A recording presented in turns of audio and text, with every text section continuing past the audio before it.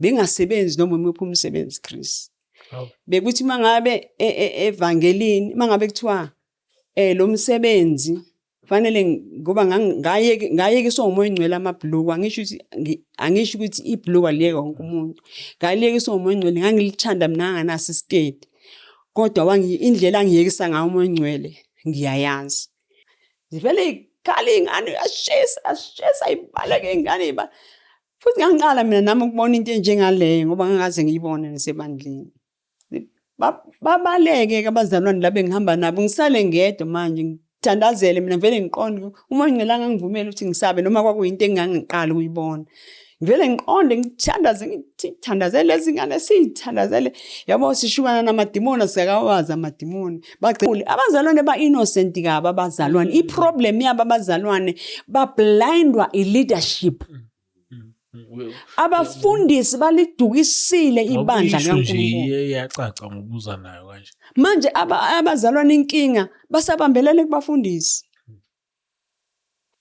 hayi nami ngiwakha amanzi angimazi waqhamuka nini unkosikazi wakhe ngisamnika amanzi wangibamba ngamawashing kanje ayaqeda enkonzweni wabamba umyeni wakhe sobabili ngesinye isandla amandla bakhulu ke bade nomyeni wakhe bobabili nami sengimncanyana la phakathi kwabo sesibanjwe ngamawashing ubamba umyeni wakhe ubambe mina ngapha. Welcome to the Dobe Show. Of course, I go by the name Christmas. You already know I'm doing the best show. Even James knows. Otherwise, on sound and camera, this thing is usual. I got my man James and on my right, I got my man Ganda. But today is only James here. It's another day. If you're new to the channel, please subscribe, press the notification bell, join the membership, and also donate. Our details shown after the disclaimer. Thank you so much to those who are supporting the channel. We really appreciate it. Please do donate. It helps those who don't have food. There's a lot of people who call me. Sometimes they don't have electricity. They don't have food. They don't have nothing to survive the day. So please do donate. It helps a lot to those people. So yeah, James, are we on Grace? We're on Grace. It's God's time. Yeah. It's Mama to be at Cape Town. You know, it's people like you, Mama, that keeps us going. Yeah. Yeah. Just to those it means a lot. And I mean, Tom, angezanga nakahle ngayithelanga manje sengilate angene afake ikhanda shout ngaphuma sengidiza sengiyaphenika nje uma inkosi yami okukhulu ukuthi ayisihlangane but ekugcineni into ebalekile ukuthi hayi ekugcineni lento obuyizela izokwenza so into ebalekile so hayi mama sicela ubingelela ababukeli emakhaya bese yashithoma mubani uphumaphi then usiphathele ini namhlanje. Amen. Mangibingelele ababukeli right mama bonke bale channel ka Chris Network. Yeah. Abazalwane bonke wonke ama province ababukele emhlabeni wonke ababukele ngibabingelela egameni elihle lenkosi yethu Jesu Kristu. Amen. Ngibingelele ke no Chris ke no James sikanye nabo kumnandi kuhle kakhulu siyabonga siyazi ukuthi inkosi ikhona nayo siyamrecognize kakhulu Holy Spirit okhona phakathi kwethu kule ndawo. Amen. Amen mama. Sicela nje ukuthi uhlale endabeni usitshela ukuthi uthini umlayezo wakho ulethile namhlanje. Amen. Yeah. So ke bazalwane bengithi mhlawumbe uChris uzothi ake uzisho ukuthi ubani kumixe uvela kumixe mama. Amen. Yeah. So ke igama lami ngiuMiss B Bantwini ngoba angaze ngibe uMrs. So ke nguMiss B Bantwini ngisindisiwe uNkulunkulu wayesindisa impilo yami from 1994. Sure. Ngasindiswa nje nami ngise young. Engathola uJesu ngihlala elokishini laKwaMashu. Ngihlala elokishini laKwaMashu, ngiphila nje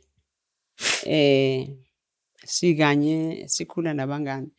Chris, ngiyacela ukuthi ngiyiphazamise ilokhuzana yami. Ngicela ukuthi sithandaze kancane. Yeah, uma.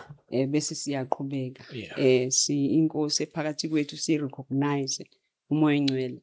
Baba, egameni likaJesu Kristu, umoya oyingcwele, umoya weqiniso, siyathoba phambi kwakho through the finished work of Calvary by the blood of the Lamb. Sithoba kuwe moya oyingcwele, sithi ngaphandle kwakho singeke senze lutho. Baba ongcwele, sesikhona nakule ndawo. Sithi-ke Baba, thatha indawo njengoNkulunkulu. We honor you, Holy Spirit, kukho konke, in the mighty name of our Lord Jesus Christ. Amen. Amen. So-ke hayi sesikhululekile-ke inkosi yethu ikhona phakathi kwethu, umoya oyingcwele. So-ke bazalwane, ubufakazi bami, njengoba ngithanda kakhulu ukubeka indaba ubufakazi, mina engingakusho njengamanje uma ngingaqala nge-calling yami. I-calling yami, uNkulunkulu ungisuse eThekwini wangiyisa eCape Town. So uma engiyisa eCape Town, kusukela ngiwumzalane dala, unginike iministry yokuthi ye-message of the kingdom, wanginika ukufundisa ngomoya oyingcwele, how does the Holy Spirit work. Wanginika i-revelation nge-second salvation. That is the mystery engikhuluma ngayo, i-second salvation. So-ke bazalwane, uNkulunkulu-ke njengoba nginaleyo ministry-ke ngifundisa kakhulu ngayo. Bekade ngizokwenza ngoba ngiyenza amasemina, bengizokwenza isemina, so njengoba ku-August, and then wathi umoya oyingcwele i-message engizokunika yona, ngicela ungayi kwisemina, ngicela ukuthi uhambe uyise kwi-podcast, ngoba le message engizokunika yona i-message edinga i-podcast. So-ke bazalwane, uma eyibeka kumoya oyingcwele, uthi umoya oyingcwele kumina-ke angifakaze ngejourney yami kwi-salvation. Angiye kwi-podcast, ngifakaze ngehambo lwami insindisweni, ngifakaze nangama-challenges engiye ngabhekana nawo ngisebandleni e-Assemblies of God la bengikhonza khona kwaMashu. So-ke umoya oyingcwele ubekile ukuthi-ke ngikhulume zonke lezo zinto. So-ke ngizoqala-ke la bazalwane ukuthi-ke ngiye ngasindiswa nami ngiyintombazane, njengoba sengike ngasho, ngasindiswa-ke ngikhona elokishini laKwaMashu, ngasindiswa ngayiphila insindiso. Njengoba ngithi ngisindiswe 94, ngayiphila insindiso. Ngakithi yaziwa eyami insindiso, ngaphila, wangigcina khona uNkulunkulu, ngaphila emndenini wami, ngaphila kwi-community, ngaphila everywhere ebandleni ebengikhonza kulona. Ekusindisweni kwami-ke bazalwane, into yokuqala eyenzekile, ifika insindiso, ngasindiswa ngiyintombazane ebengiphila ngomgruvo. Sigruva nabangani, besiyabangani su-4. So insindiso uma ifika mina ekhaya, uma wami wayesonta, kodwa ngaleso sikhathi wayengasasonta uma. Ifika insindiso, uma wami uphila impilo yokuhlabela amadlozi, siphila ngey'nyanga, siphila leyo mpilo nje ekhaya, leyo mpilo eyaziwayo ejwayelekile. Then uma ifika-ke i-salvation, nginala abangani, ngiphila impilo yabangani, ngiphilela impilo yokuyijolela, ngiphila nje yonke impilo ephilwayo yasemhlabeni. And then insindiso ifika kubangani bami, kusho ukuthi ababeshumayela ivangeli babefikela komunye wabangani bami, so beya nalabo. So mina-ke ngangingekho lapho kufika abazalwane. So bese kufika omunye wabangani bami athi, yeyi, khona abantu abasha abangangathi abakhuluma enye into ngokukholwa. So sizwe sikuthanda nathi, fanele uze nawe. So ngingayithandi-ke mina, nginqabe kanjalo, ngithi mina, hayibo, senilahlekelwe ulayini manje senifuna isonto. And then uNkulunkulu wenza indlela to cut the story short. Ngeke ngikwazi ukuthi ngiyichaze because uNkulunkulu wenza indlela ngazithola senginabo lapha enkonzweni but ngangafuni. Kwakungeyona iplan yami ngayibona sengilapho. And as kwakungeyona iplan yami ngangifuna kubone nombani ukuthi mina ngizile esontweni. And then babehleli lapha kwakuyindawo nje iyindlu yesonto but be fellowship khona. Babefika nje bahlale bebe bancane laphana. Then ngafika ngahlala ngenza show ukuthi mina ngihlala esihlalweni esingemuva kunezihlalo nje eziningi la. Hayi ngaze ngaphuma futhi ngingezwanga ukuthi kwenzakalani. And then omunye into engayiqaphela omunye wabangani bami wasukuma wakhetha inkosi ngalelo langa. So mayekhetha inkosi sahamba naye. So masihamba naye endleleni ngihambe ngilwa naye. Ngithi mina yini lento oyenzayo why ubukanisa nabantu yini usukhetha inkosi futhi wena usuzosonta yabo leyo nto nami yokungaqondi. So ngithi mangifika ekhaya yabo njengoba ngenza lokufakazi ngifuna ukuveza indaba kaHoly Spirit ukuthi isebenza kanjani. Because umoya ngcwele utheme nginika le message lento yobufakazi bami wathi ubufakazi bami buzofakazela ukuthi uNkulunkulu ukhulume kumina ukuthi umoya ngcwele uhambile emabandleni akasekho emasontweni. So ke bangcwele ke umoya ngcwele angehlele sengiyongena egate. Ngangazi ukuthi ngehlelwa yini. Mangingena egate ekhaya kube ngathi khona into like umlilo engehlela ngivele ngiscream ngingena endlini ngikhala. Mangene endlini ngikhala it was like kwakhona into eyayingishockile la ngingakwazi ukuexplain endlini ukuthi yini eyenzeka kumina. Ngithi ngiya-explain kukhona ubhuti wami noma wami ngingakwazi ukuba explainela. Kangangokuthi ngangena eroomini yami and then mangena eroomini yami ngascreama ngathandaza. So indlela engangithandaza ngayo ngangimemeza ngivuma izono zami. So ngaze ngathola ukuthi kwaba khona omakhelwana abangizwa ukuthi hayibo sizwile ukhala uthandaza bekwenze njani yabo. So into eyayingiscreamisa kwakune voice yayithi kumina bekufanele wena ukhethe inkosi. Bekufanele ukhethe inkosi. Ngangakayazi nanokusindiswa ke ukuthi yini yayingakadumi nalento ukuthi abantu bonke emhlabeni nje bese abazi ukuthi khona ukusindiswa. Ngangazi ukuthi usasazi ukuthi nje ukhethe inkosi. And then mangisuka ke mase sisuka ke lapho ke ngivuke kusasa ngiye khona umama ke owangasekhaya engamqaphela wayekhona lapha enkonzweni. Ngivuke ngiye kwakhe ngifike lo mama ngimbuze lo mama ukuthi inkonzo elandelayo izobaphi ngoba ngifuna ukukhetha inkosi. And then lo mama vele athi izoba la ekhaya izoba kwakhe inkonzo ngolesithathu. Hayi nangempela ukusa kwabona yimina ngolesithathu. Mangifika angitshela izoba ngo6 ngafika early before time kungafika umuntu. Ngafika ngangena ngahlala bathi ngilinde abazalwane. Ukufika kwabazalwane into ekumina kunento ethi ngizokhetha inkosi. Angizile enkonzweni but ngizokhetha inkosi. Kuthe makufika lapho bangena abazalwane kwakhonzo angizwa nento eyenzakalayo ikhanda lami liyaduma. Kwathi makuthiwa kudedela ithuba lokumukela uJesu ngavele ngaguqa mina iqala ngamadolo. Ngakhetha inkosi. Ngawuthi ngeke ngitshele nokuthi yini eyayishunyayelwa but nganginento ukuthi ngifuna ukumukela uJesu. Ngamamukela ke uJesu lapho kanjalo and indlela engafila ngayo ngiphuma lapho ngafila ngathi umhlaba musha yonke into yintsha. It was like mangibona umuntu yabo mhlambe like abantu abajolayo mhlambe bebambene ngezandla ngangivele ngikhale ngiscream ngithi benza isono kuNkulunkulu because indaba yesono kumina yavese everything yaba isono kumina. Ngizama ukuveza ukufikelwa insindiso ifika nomoya ingcwele ngoba insindiso kufanele ifike nomoya ingcwele kuwena mefika uJesu. So ngase ngiyalokhuza ke sase siya fellowship nalaba kwakuwabazalwane ababekhonza emabandleni ahlukene ababe fellowship ababe fellowshipisa lapho babevangela endaweni kuleyo ndawo yangasekhaya. Kukhona abase assembly, kukhona abase faith mission gospel. Ngaleso sikhathi kwakusande lawo mabandla ababe evangela. So ke si fellowship lapho bese kuthi ngama Sundays bona bayaya emasontweni abo ngama Sundays thina sihlalele yabo. Kwase kuthi ngelinye ilanga base beyakhuluma ukuthi no, thina esisindiswe la ngama Sundays fanele siyikhethele thina ukuthi silandela abani phakathi kwabo because nabo bakhonze einkonzweni ezihlukene.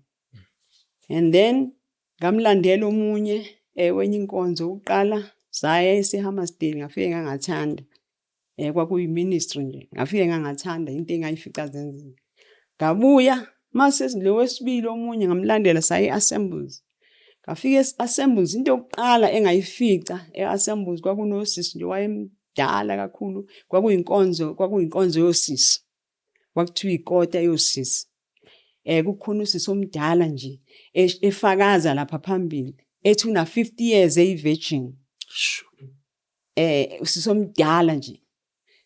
Lapho mina ngiphumele ezonweni ngikhathele ukujola. Abafana banamanga sikhuluma istory esodwa la emjolini. Abafana banamanga, abafana abanalo uthando sikhuluma lestory esodwa. Ngikhathele ukujola. Khona umuntu owazi ukuhlala 50 years angenzi lutho. Lento ivele ingibambe. Ngithi mina ngiyahlala kuleli sonto, ngiyafuna nami lento nami, ngiyafuna nami ukuhlala njengalosisi. Khathele ukudlala abafana. And then ngingene ke Assemblies ngikhonze. Hayi kube mnandi ngikhonze inkonzo ngigijime ngimuza uNkulunkulu kube mnandi. Assemblies kunama activity amaningi ke enziwayo ke izinto ezikhonzayo ngikhonze ngikhule. So ngibe nama challenge kakhulu efamily ekusindisweni kwami. Kakhulu mawami owayengayithanda insindiso. Kwagcina wonke umuntu elwa nami insindiso ingafunakala ekhaya. So ngaphila impilo ke enzima. So ke kodwa ke umoya ingcwele into ayibika kimi ukuthi angiveze kakhulu izinto engihlangabezane nazo, ama challenge engihlangabezane nazo sengine calling ngisebandleni. So ke oqala kwami calling indaba ye calling ngangikhonza nje ngingayazi. It was 99 uqala kwami ngo99 ukuzwa calling no akubanga 2001 angangisebenza. So nganginayo ke mina lento yokuthi mina elami ivangeli bengasebenzi noma umuphi umsebenzi Chris. Bekuthi mangabe evangelini mangabe kuthiwa lo msebenzi fanele ngoba ngaye ke somoya ingcwele amabhluku angisho ukuthi ibhluku aliyeka wonke umuntu. Ngayileka somoya ingcwele ngangilithanda mina nganaso iskate. Kodwa indlela angiyekisa ngayo umoya ingcwele ngiyayazi. So kwakuthi makhona umsebenzi ekufanele ngigqoke ibhluku ngangiwiyeka ngicama ukuhlupheka. Makhona umsebenzi ekufanele ngingakhonzi ngeSunday ngangiwiyeka lo msebenzi ngicama ukuhlupheka. So ngayiphila impilo yokuhlupheka. Engisindise ngayiphila impilo yokuhlupheka. Kuthe ngolokhuzana ngo2001 ilapho ke yaqala khona ke indaba ye calling ngoba ngahamba ngo99 ngayolundi ngafika olundi ngasebenza khona ngiwumzalwane nje ngena calling ngasebenza olundi ngasebenza kwaba u97 98 99 ngo2000 ngabuya ngo99 ngabuyiswa isimo end of 99 ngahlala the 2000 ngingasasebenzi 2001 ngikhala uNkulunkulu ngithi angiphi umsebenzi ngihlupheka ngingakwazi ukuhamba izinkonzo ngithanda ukuhamba izinkonzo. And then uNkulunkulu ke ngamcela ukuthi Nkosi ngicela unginike umsebenzi engizosebenza ngigcine Friday ngikwazi ukuthi weekend ngoba enkonzo yami busy yakhonza ngama weekend and during the week ngiyafuna ukuthi ngikhonze ngihlale ngisenkonzweni. So ngayikhonza ke lenkonzo ngiya enkonzweni kahle ngihambe kahle ngenkonzweni ngibuye enkonzweni ngihambe kube mnandi. Hayi iyangivumela lenkonzo. One day what I felt isikhala ngezwe ngiba nesikhala sokuthi angisenaso isikhathi sokuhlala nomoya ingcwele ngiyakhonza ngiyaya every day enkonzweni ngiyaphuma emsebenzini ngiyenkonzweni ngiphume emsebenzini ngiyekhaya but mangifika ekhaya ngibuye ekhaya fanele ngipheke ngiyalala ngikhathele ngiyavuka ekseni anginasikhathi sokuthandaza ngimi ngeenyawo angikwazi ukuhlala noNkulunkulu kwipresence kaNkulunkulu ngimi ngeinyawo ngifanele futhi ngihambe ngemsebenzini ngithandaza umthandazo omfishane njalo ayi ngayizwa lento iyenzenzekela kumina yabo le vacancy izenzekela yona la kumina ayi emsebenzini ngingena etoilet ngithi ngivele ngibe nosizo etoilet ngikhale ngithi Nkosi ngiyasidinga isikhathi sokuthandaza manje lokho kwakuchaza wena Chris ukuthi ngoba ngiumuntu one calling yabo ngangakayi understand mina ukuthi ngine calling so uma une calling uyadinga ukuthi ube umuntu ojwayelana nepresence kaNkulunkulu kufuna ukuthi uma une calling uncame yonke into for ukuhlala noNkulunkulu ukuze uNkulunkulu akuguide kwilokhuzana kwe calling yakho and then ke ngahlala ke lapho ke ngasebenza ke lapho ngasebenza ngathi ukukhala ngakhala kabili kuNkulunkulu wavele emsebenzini kwathiwa siyamiswa siyamisa umsebenzi sizobuye sibizwe umsebenzi uyaphela kwesikhashana ngase nginonyaka ngisebenza hayi samisa ngesikhathi simiswa kwaba khona into ejabulayo kumina ngathandaza so uma sengihlala ke ebukhoneni benkosi ngithandaza osiyakhuluma umoya ngcelo wathi ngiye eMossel Bay khona ke abahlobo bami babese eMossel Bay ngahamba ngawuhlala eMossel Bay ngahlala eMossel Bay nakhona uNkulunkulu uyasebenza yabo uyangisebenzisa uNkulunkulu but angakayazazi ukuthi ngine calling bese kuthi 2007 sengibuyile lapha emsebenzini sengiseMossel Bay ngezwe ukuthi abantu babuyelile emsebenzini mina ngizange ngisabona ngibizwa ngisho ukubizwa bese kuthi ngo 2007 ngibuye futhi ngiyahlupheka manje angisebenzi angazi ngiphila ngani ngiyakhala Inkosi ngiyahlupheka bese kuba khona umzalwane angibize owayenesikole samanesi sabonesi athi ucela ngize njalo ngizoshumayela so ngifike lapha ngizoshumayela so ngithi mangabe ngishumayele bese beyangicela abanye kuma ministries abathi ngendlela ofundisa ngayo osisi sicela ukuthi uze uzosifundisela osisi ukuthi osisi bayiphatha kanjani yabo abangicele hayi ngiyi mase ngiyile lapho mangibuya athi umoya ngcwele iyaphela lento yenzayo sekufanele manje wena excuse fanele uye ebandleni utshele ebandleni ukuthi ngifuna uphume lento engiyifake kuwena ngifuna uyifake nakwamanye amabandla lento engiyifake angithi khuluma ivoice angakayi understand ivoice kahle ka Holy Spirit ye calling ngihambe ngikhulume nabanye obaba abawu2 abama elders ngaleso sikhathi it was 2007 ngithe yazi ngizwe ivoice eshika nje ethi kufanele ningidedele ngihambe ngiye nakwamanye abandla ngiyokhuluma avela athi ubaba lo lalelake lana njengoba wena uyingane yala ekhaya ukhuliswe la ekhaya uNkulunkulu mayekuthuma uzokuthuma la ekhaya so kufanele sikuhlelele thina ukuthi sikuvulela kanjani umnyango wokuthi ufundise la ebandleni hayi nangempela ngilinde kanjalo abese ethi ke uzokhuluma nomfundisi ukuthi ke kwenziwe njani hayi ke indaba yaqala lapho nje ukuthi indaba iye kumfundisi ila engaqala khona i-challenge ke yokuthi ke ngilingwe kangangokuthi ke wena Chris ngi-experience ama-challenge amaningi nabafundisi ngiphakathi ebandleni and ngafunda okuningi ngabafundisi ngiphakathi ebandleni so uNkulunkulu ufuna lezo zinto ke ngiyiveze engihlangabezane nazo engakusho okokuqala ake ngifakaze ngokokuqala okwenzeka ebandleni lakaMashu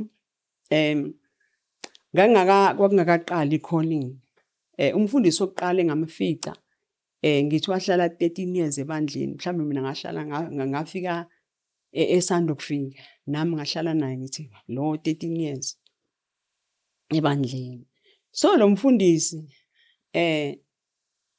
ngelinye ilanga umoya ngcwele wabeka into kumina ukuthi angiyisho ebandleni so lo mfundisi ke ngase ngimazi nami ukuthi wayemfundisi wayengathandi abantu abaprofethayo abalethi iprofeti ivela kuNkulunkulu wayese ubaba nje usemdala so ngiye kulo baba ongangimjwayele oyi elder ngithi baba uNkulunkulu ukhuluma into kanje abese sithi lo baba mntanami angifuni nokuthi nje ngize ngidlale ngawo akayifuni iprofethi lo mfundisi hayi ngigcina ngiyiyeka kanjalo leyo nto bese kuthi nya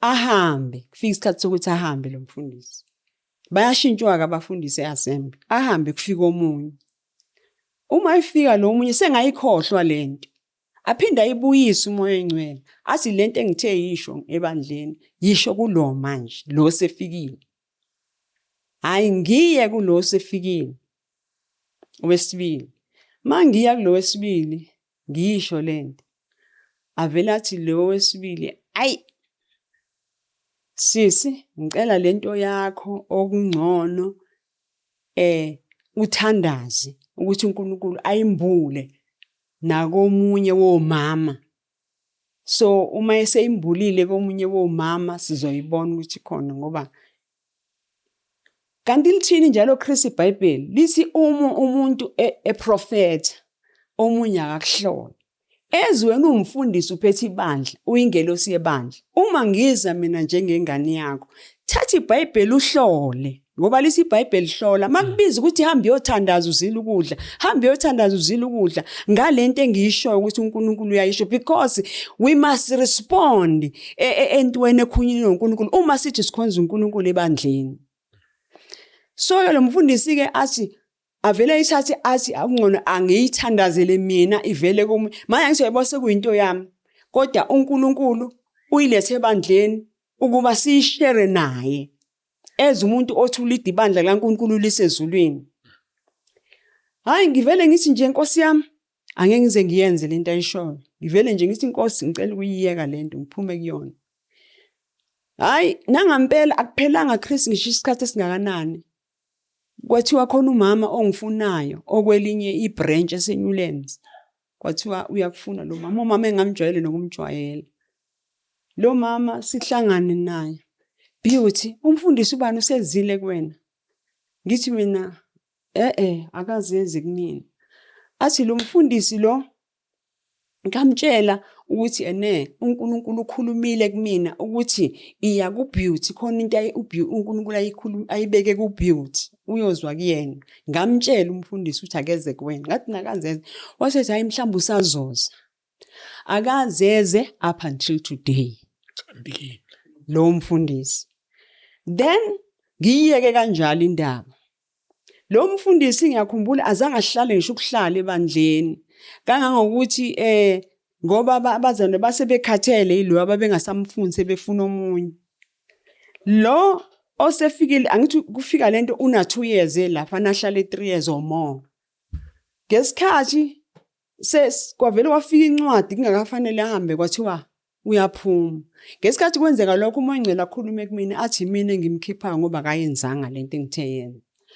ibandla kwaliwa ebandleni kuliwelwa kuthiwa laba abaphethe bakhiphe umfundisi isikhathi singakafiki barojini mina ngifuna ubone ukuthi ukhona yini umoya engcwele endaweni enjalo ngifuna ukuveza izinto eziningi ezizoprove ukuthi umoya engcwele akekho emabandleni and then ahambe mase hambile afika omunye athi mefika lo munye athi umoya engcwele phindelo ngisayifuna le yanto yisho nakulo angithi uyabona nakumina sekubhlungu manje ngoba ngithola irejection so into kaNkulunkulu ibhlungu ngambiza nalo angithi into yokuqala mabefika bafika bevutha bengathi bakumoya ubona ngathi yona hayi lo kamoya kuzongilalela ke lo kanti bambozile izimvu imbethi isikhumba semvu hayi ngikhulumeke naye lona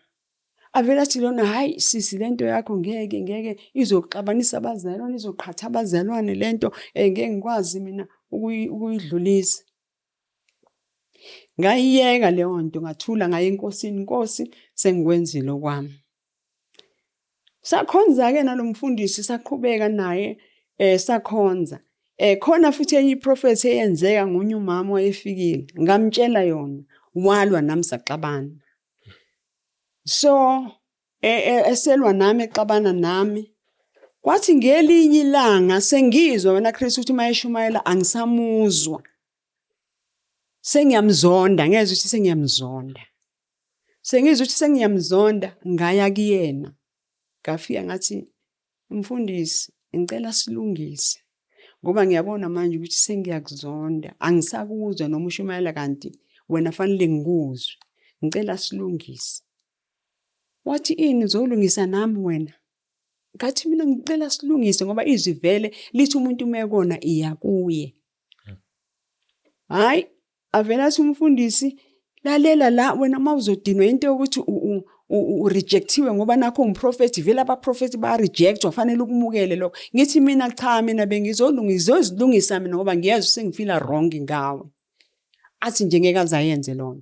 Uthe Sunday eseshumayela wayemi ngami epulpit. Uma epulpit noma indaba babengayazi ukuthi ubani obhekene le. Wazi yazi bazalwane. Khona izinto la umuntu angaziboni ukuthi uyini. Aze kumina ngiyumfundisi. Ngilethwe uNkulunkulu wangiletha la. Ngiyumfundisi la. Yena ubani wena? Intombazanyana nje yala enkonzweni ithi izolungisa nami. Yini yona le intombazanyana yasenkonzweni? Ngizwa ngedwa lento abayazi abazalwane. Ibe ipain kumina. Emva kwalokho ngayiyeka uye enkonzweni, ngabreaka ngahlala phansi. Ngahlala phansi. Ngakhala uNkulunkulu ngahlala ekhaya isikhathi eside. Kwafika la umoya ongcwele engisiza. Wathi umoya ongcwele wena thandazela ukumthanda lo mfundisi. Ngangena fasting mina Chris ngathandaza. Ngacela uNkulunkulu ukuthi angisize ngicela ukumthanda because nami ngase ngifana nomuntu owila ngithi. Ngathandaza ngacela ukumthanda. And uNkulunkulu wathembeka. Ngamthanda Chris ngamuzwe ngene enhlizweni.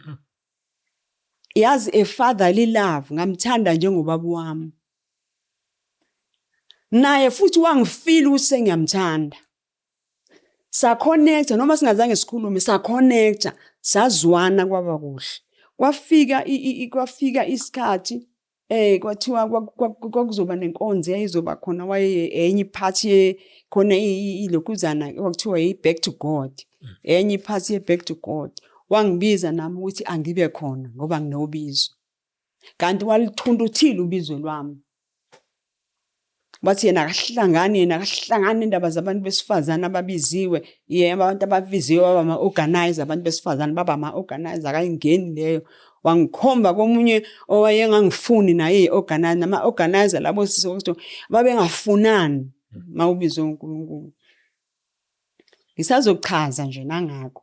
So uma ke lo mfundisi ke esehamba into aseyenza mesehamba esevaleliswe ebandleni bebavaleliswa ngoDisemba benzelwe imicimbi emikhulu usiyavalelisa esezovalelisa kwangelona ilanga lomcimbi wangiphakamisa ebandleni nomunye usisi wathi bazalwane ngicela lo sisi nimthandazele lo sisi inkulu into ebekwe uNkulunkulu kuyena esehamba phasa wagcina engazange kumina usazoyikhuluma nami personal yena wakufeel ukuthi ube wrong but wayene pride ukuthi eze kumina because I am nothing ngiyumzalwane nje. Ngifuna ubone leli gama lobufundisi ukuthi abantu libalimaze kangakanani. So ayike yadlula ke lapha indaba kuthe kuzofika omunye lona ke ofikayo sengiyazazi kahle sengisetting ngecalling yami ngoba icalling yami ibithi uMongcwele bekhuluma kumina sihambe endaweni ethile ngihambe lapho uNkulunkulu afika ngisebenzise baze bandleni ngibazise ngireport kwafika wakhuluma umoya ongcwele kumina ezofika kwakuzonguba uJanuary ezofika wathi umoya ngangade ngikwi fasting ka21 days wathi umoya ongcwele ungayi ebandleni lakho kaMasha hamba eMlazi. Bese ngithi okay ngilalele kumoya ongcwele angithi kunomthetho eassembly ukuthi mawuhamba uya kwenye indawo fanele ucela incwadi khona uzomukeleka la uyakhona. Nangempela ke ngiyitshela ukuthi ke ngizohamba ngebandleni ngithatha incwadi yokuthi ngimukeleke eMlazi.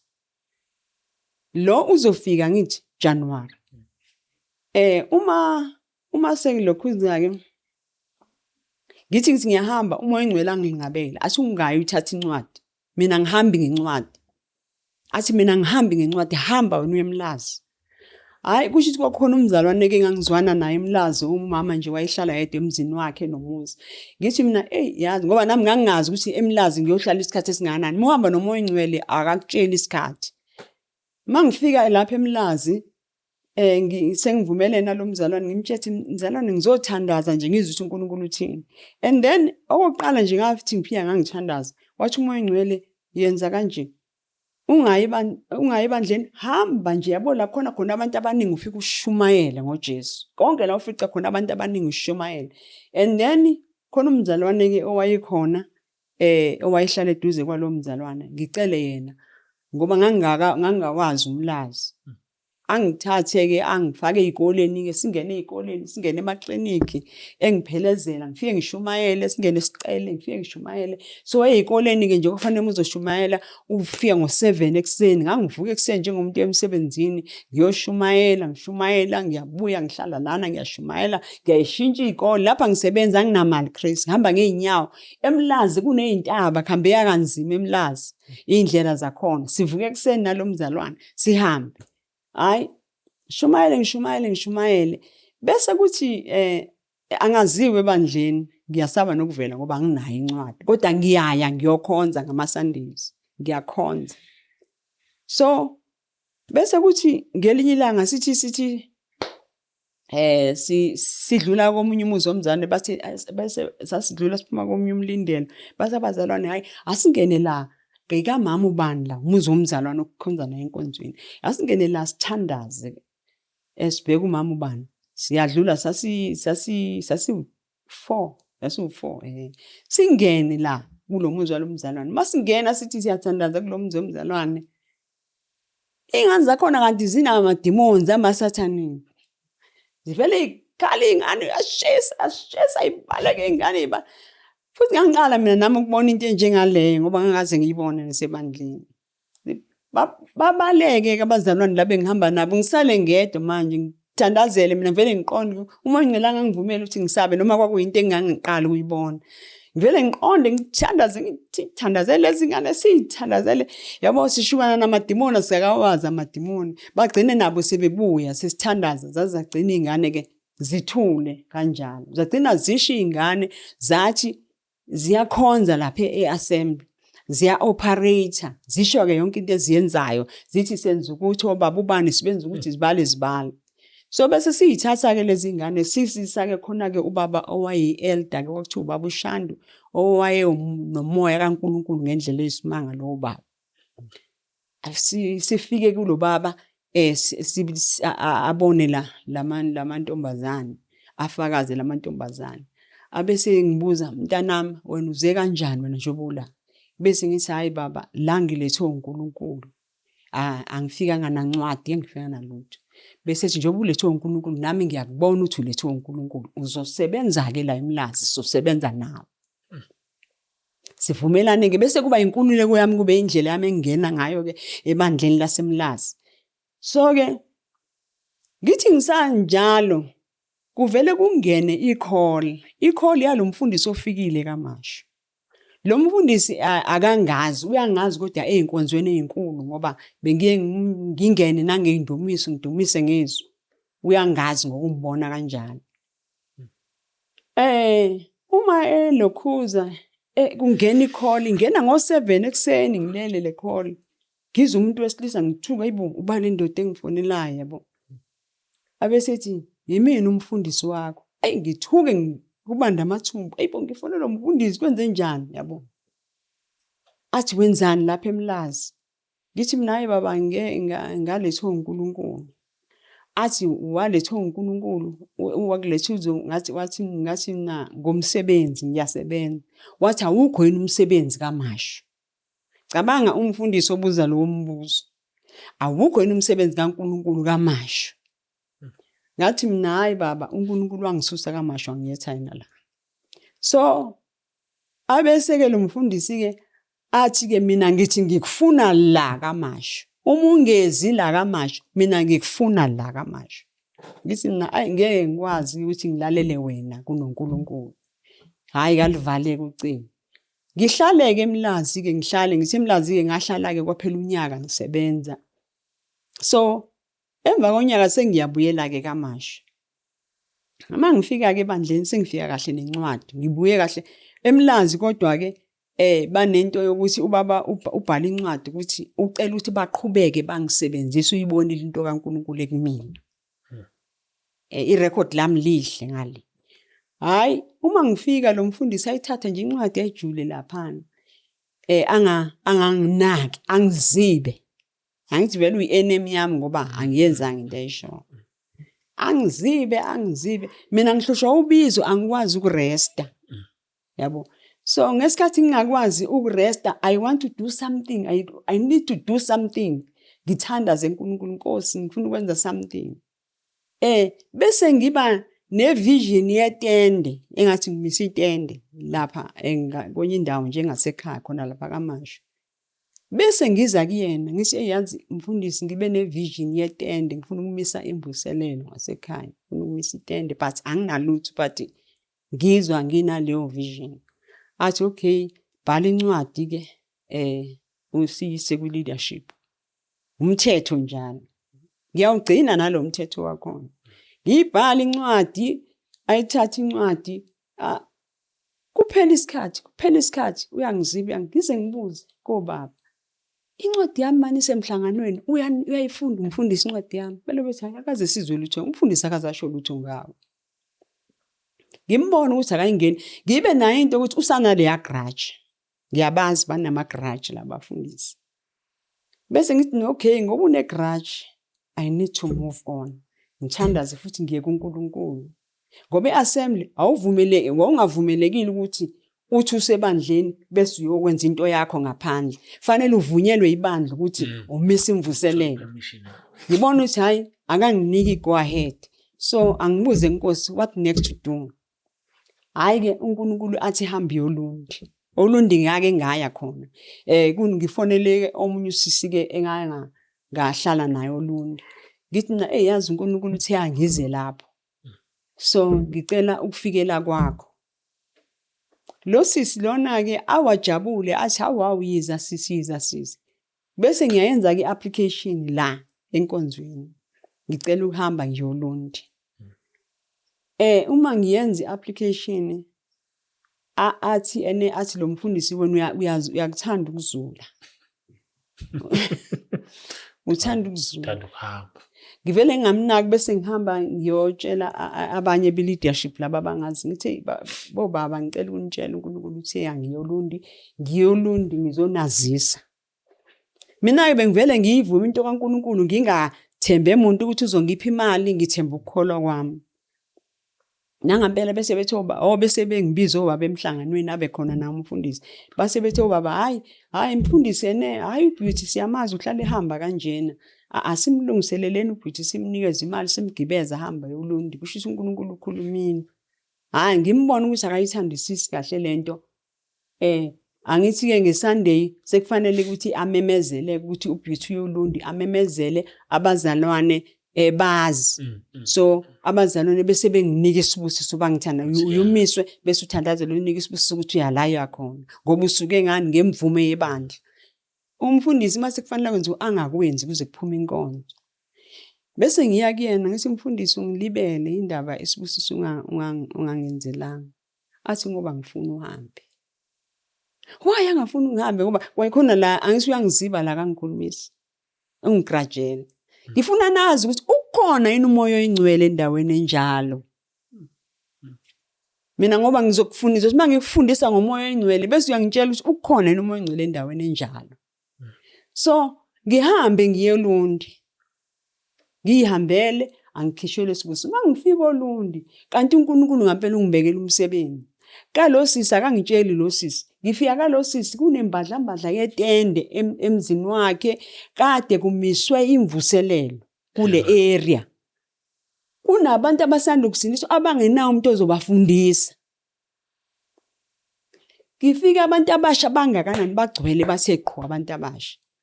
Ngifike la sengimfonela umfundisi ukwenye ibranch ebandleni elikhulu. La kukhona lo sisi no baba abawu2 abakwi leadership.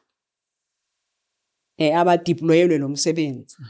Mangifika ke umfundisi sengimfonelile wajabula umfundisi wayengazi wayevele ngazi. Athi hawu sisi ngaze ngajabula kufika wena ngendlela umsebenzi omningi ngayo la ulundaza abale nenye indawo. Athi ngifuna ukukuthatha ngiyokufaka kuleyo ndawo ngoba i-preaching point engenamuntu ngifuna ukuthi ngiyokufaka ungisize khona. Hayi ke bese ngilokhuza ngifike la ngihlale ke obese sithi yena into engizoyenza sisi ngizofika lapho after 2 weeks ngoba ngimpintshekile kulezi insuku wena hlala lapho nalo sisi nibe nisizana ngalabantu abasindisiwe lapho. Hayi ngihlale ke kuphela 2 weeks, the 2 weeks ngiyafundisa every day. Bayakhula abantu abasha, bayangithanda abantu abasha. Nalabo abalabo leadership bayangithanda ama teachings zami. And then ngesikhathi bethanda ama teachings zami laba baba sebeyangithanda impela kabasafuni ngihambe. So bese kuthi after 2 weeks afike ke umfundisi. Mefika umfundisi usebuya nempendulo phela ukuthi njoba uzo wafika oqala ezongibona wathembisa konke. So useyabuya ngoba wayehambe wathi ufuna ukuvumelana ne-leadership yasebandleni elikhulu ukuthi kuthiwani indaba yami ukuze bakwazi ukungisupporta njengoba ngila. Hayi afike abuye athi bazalwane ngicela uSisi Beauty simhlanganisele imali yokuthi ahamba abuyele eThekwini because i-leadership ayimamukeli ukuthi abe la. Hayi babhilide labo baba bathi hey wemfundisi uyazi useyisizakele kanjani ngalo 2 weeks izingane seyisizakele kanjani ziyamthanda uSisi Beauty somhambisa kanjani izingane sizimthanda kanje yabo. Alokhuze umfundisi ke lo athi ayikho into engizoyenza. Angikwazi ukwenza into ngingavumelani ne-leadership. Bamncenge labo baba. Baze bathi labo baba sicela ke at least ke usinike inyanga eyodwa ke aqhubeka ashaya inyanga eyodwa ke. Ngoba vele abajwayele ukuza la sizomfihla la. Enze lento inyanga eyodwa and then bese thina ke ngeindleko zethu sizomhambisa uSisi Beauty simuse eThekwini. Hayi ngikube naleso sivumelana bese yaphuma umfundisi. Bese ephuma umfundisi esehamba angibizi. Sisi ake uze. La sisi ngifuna ukuyihlambulula mina kuwena. Mina bengithanda kakhulu ukuthi ube la uLundi ngoba ngiyakwazi. Uthi ngifonelwe umfundisi wakho le kwaMashu. Wathi umfundisi wakho umxosheni lo lapho. Umxosheni. Ngathi mina uthi ngenzeni? Uthi akashongo ukuthi wenzeni kodwa uthe asiqoshe ukudinga ula kaMashu. Okay. Mayeseshilo ke leyo nto ukuthi ke aqoshwa. Inkinga yami ke sisi la sinomthetho wabafundisi. Ukuthi asimlaleli umfundisi kunekhamente. Ngisho nga wrong umfundisi sithatha instruction yomfundisi. Ngisho nga wrong. Yes. Usakhona inomoya oyingcwele endaweni enjalo. Is the Holy Spirit work there? Yebo. Ngahamba ngawushiya umsebenzi. Ngahamba ngabuyela eThekwini. Mangifika eThekwini angabi nasikhathi nami. Angi-ignore, akasangikhulumisi, nami ngiyayibukela siyabukana. Kuthe la yaphinda yabuya indaba yemvuselelo ukuthi angimisi imvuselelo kuleya ndawo. Ngithanda bese imifika lento bese ngicela uNkulunkulu ukuthi ngicela ngiphi team. Angithi nami njengoba ngwase Assemblies of God ngicabanga around Assemblies of God. uNkulunkulu anginike team. uNkulunkulu anginike team yosisi ngithola usisi ngithi ngisekoteni uNkulunkulu angivulele osisi abawu4. Omunye kwakwase Stenga, omunye kwase kwaMashu, omunye kwasemlazi, omunye bese indaweni ezihlukene nje. Omunye kwale. So sasingena nabo kwi-fasting ka 3 days singena Friday ngithi abafika ekhaya bafike silale 3 days sifastile sivuke siye kulowo ndawo sishumayele ngembhobho sishumayele sayenza into siyiphinda phinda kodwa khona lathi khona uNkulunkulu asiyeke manje ngalelo langa Chris nathi sasingasenzeni babephuma abantu namagawuni ekseni ngoba sasigijima ngo5 ekseni babeginqika namagawuni omama abadala izingane abafana everything sathi no lento idinga imvuselelo soba angithi manje labantu njengoba sesibaqoqile bamukela uJesu bonke sizobenza futhi labantu uyababona ukuthi khona into eyenzekile babanjwa amandla ukuphuma kwabendlini babekhishwa amandla bekhishwa umlilo ngoba sasisemlilweni kuthe makwenzeka lokho ngahamba kulezo nsuku wayengekho umfundisi ngaya kubaba lo ngathi baba ngamtshela yonke into eyenzekile oh no angikwenzanga lokho ngaba nento ukuthi ngizokwenza kanjani ngoba lo mfundisi ngiyangamukela ngathandaza ngathi inkosi ngicela ungiphe umuntu ozongisiza ngingasizwa yibandla ozongisiza financial ngimisa imvuselelo ngilandela abantu ngathi ngihlele enkonzweni kuyiSunday ngabona omunye umakoti nje ehleli lapha phansi eyincelisela ingane yakhe ngaya kuyena lo makoti ngamtshela ngamxoxela istory sami wathi lo makoti hayi lethi inamba yami ngizokhuluma nomyeni wami uzokusiza hawu kalula kanjalo nje ayina ngempela ngimnika inamba yami ebusuku angifonela umyeni wakhe athi umyeni wakhe sisi ngicela wenze yonke quotation yemvuselelo yonke quotation imali yonke ungahlupheki hayi ngijabule Chris ngibe excited ngijabule ngibatshele labazalwane hayi bese umfundi njengoba ngithi wayengekho umfundisi bese ngitshela kubaba lo ngithi hey baba sengimtholile umuntu ozosupporta ngetende izokuma imvuselelo so ngithi angazise ebandleni angidingela lutho lebandla ngine-team yami angidingela lutho lebandla but into enginidayo ukuthi to report ngoba abayifuni into yenza ungabazisanga bona angisana ndaba namali yabo mina vele ngisengiplane ngasho ngisho i-date uMaNcolo nginika ngisho i-date yokuthi imvuselelo yami izoba nini ngeza ngamtshela lo baba umfundisi wayengekho asithi hayi ngizotshela umfundisi ngizomanzisa umfundisi awu siyakujabulela angijabulele lo baba angibongele eyiphi usikade uhlupheka siyakubongela nangempela lo mfundisi kunini ngabe uyolunda kangikhulumisi kodwa mhla ezwe ukuthi ngizomisa itende wangifonela wathi sisi ngicela ufike la emission ngifuna ukukubona ukukhuluma nawe ngaya akaze angikhulumisa ngathi mina sengifikile baba wathi lalela ke sisi lento yokungangihloniphi mina ngiwumfundisi wakho uhambe uye kuma elder uyowatshela ngento futhi osuqede konke ungal-involve ibandla ungangi-involve mina ngoba even i-date wakufanele uyithole kumina ngathi mlalela ke mfundisi ngicela ukwazisa yini edale lokho wena mfundisi ngacela imvuselelo wena wangiziba wangayifunda incwadi kuyilokhuzana wangayifunda incwadi ngaze ngakiyeka even today akwazi ubatshele i-leadership ukuthi mina ngifuna ukumisa imvuselelo ngathi waphinda wena uNkulunkulu wangithuma olundi ngahamba ngathi ngiyokwenza umsebenzi kaNkulunkulu wathi umfundisi akangixoshe lapha ngaphambili wathi yena hayi angikaze ngisho mina lento ngathi mina wangitshela nginandaba mina ngamtshela umfundisi ubani ngamtshela futhi ngamtshela umfundisi ubani wangitshela ukuthi wena uthe akangixoshe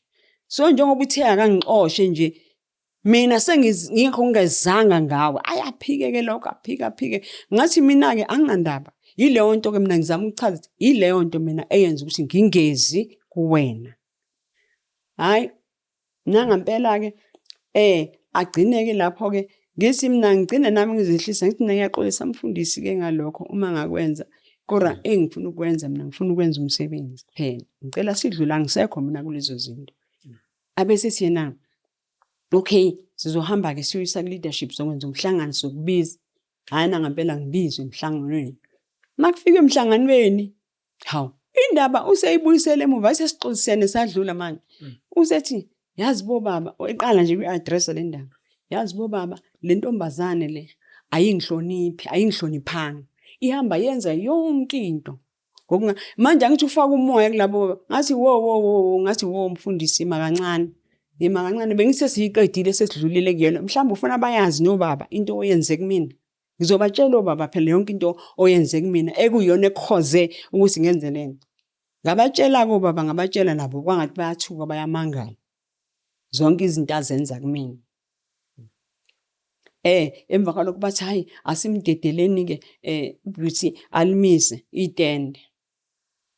Hayi ngempela ke kwabuzwa ubani ibeauty lo uzokusiza. Ngingafuni ngiqale nginqabushe ukuthi bani lo ngisiza ngemali.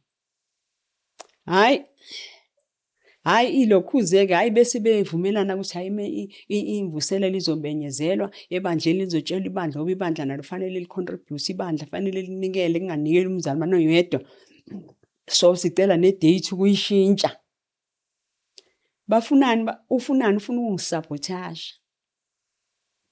Ne-date sifuna ukuyishintsha kungabili ye-date kodwa hayi siyibanga indaba ye-date ne-date ngayinika umoya ngcwele ngiyishintshe siyibanga i-date kuze kugcine kuthiwe hayi ake senzeni sibone ngomnikelo ukuthi uyahlangana yini umnikelo ngoba akufunakala futhi kufanele ukuthi abantu abazosebenza etendeni kuba abantu abazocelwa umfundisi emabandleni abaneziphiwo wo keyboard wobani uma chorus leader yini yonke i-team yemvuselelo.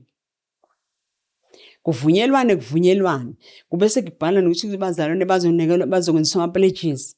Kuhanje kumenyezelwe ebandleni kuthiwa abazalwane abapledge abazalwane bajabule abazalwane ba-innocent kaba abazalwane i-problem yabo abazalwane bablindwa i-leadership.